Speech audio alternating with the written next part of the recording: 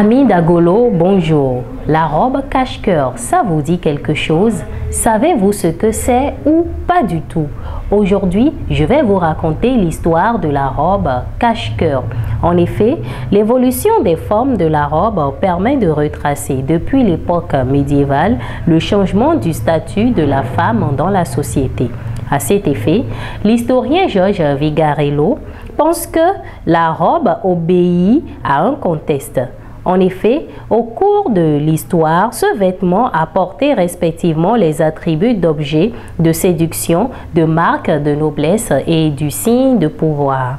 De la robe primitive en vogue à l'époque médiévale à la robe fluide de la période des Lumières, en passant par la robe géométrique, caractéristique de la Renaissance, l'évolution de cette tenue est d'emblée celle ayant trait à la perception du corps de la femme. Longtemps contrainte à une esthétique immobile au travers des drapés aux coupes régies par les lois, la robe compte d'abord la représentation de la femme dans la société et sa longue quête de liberté. C'est à dessein que l'historien Georges Vigarello dit de la robe qu'elle épouse une vision du monde. Nonobstant, la robe dans d'autres cultures, outre celle occidentale, est considérée comme un vêtement traditionnel masculin.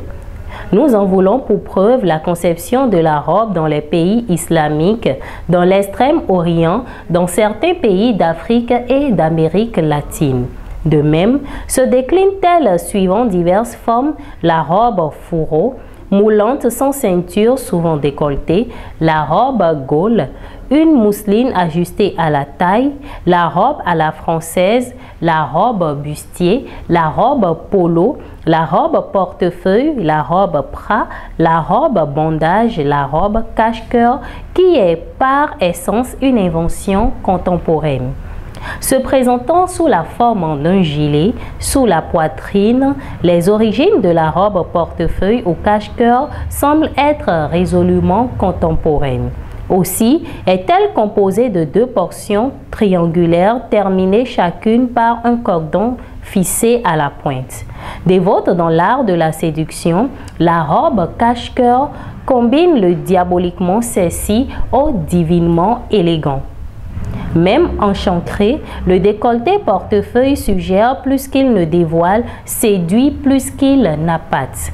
Elle se veut une des formules mode idéales pour charmer sans verser dans la vulgarité. Alors, ce sera tout pour ce numéro. Vous savez désormais ce que c'est que la robe cache-cœur ainsi que son origine. C'était un plaisir pour moi de vous présenter cette émission. Merci de m'avoir suivi. Au revoir.